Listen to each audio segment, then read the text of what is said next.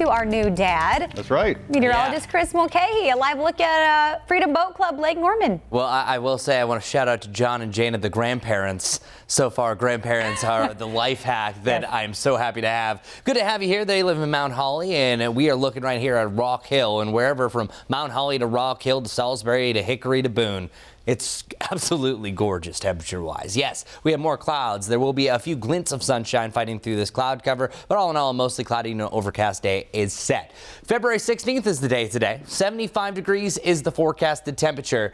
This is actually more like April 20th. That's how far we have to go into climatology to match this day. So yes, this is not typical for this time of the year, but we're going to take it, and we actually have another shot at 75 degrees about 7 days from now. Low temperatures overnight tonight. You gotta love cloud cover at night. I always say this. Clouds at night, it's like a blanket. That's only allowing us to cool down in the lower 60s. That's our best friend. But this cloud cover is also going to come with some rain. So it's not going to be a delightful start to the day, especially around our morning commute. But tomorrow's low of 62 degrees is by far the warmest over the next 10 days. And look at this drastic difference.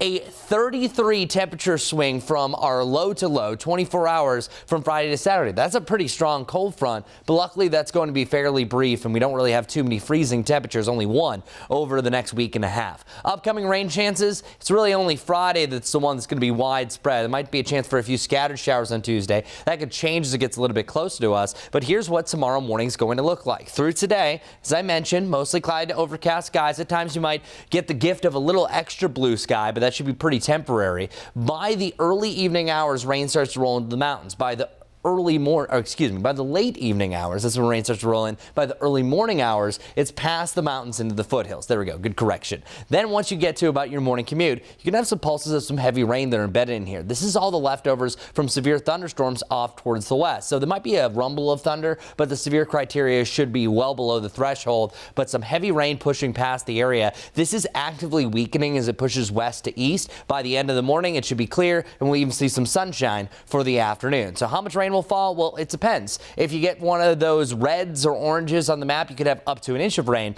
If you're just seeing the general light to moderate rain, it's only up to about a quarter to a half inch of rain. So as I mentioned, the main sweet spot for severe weather is well off towards the west. It has this big red bullseye, but then once it crosses the mountains, that's where it starts to weaken slowly, and this cold front is changing up tomorrow. Our high temperature for your Friday is actually hit in the morning. It's 65 degrees at 7 a.m. It's 49 degrees at 7 p.m. So temperatures actually cool down behind these stronger winds that could gust as high as 30 miles per hour in the morning, up to 20-25 during the afternoon. So that's going to cool us down big time heading into the weekend. But this is where we should be, 57 degrees. Lots of sunshine, lighter winds on Saturday. That's not a bad bottom because we're back to about 60 degrees on Sunday and the 60s and 70s mixing through next week.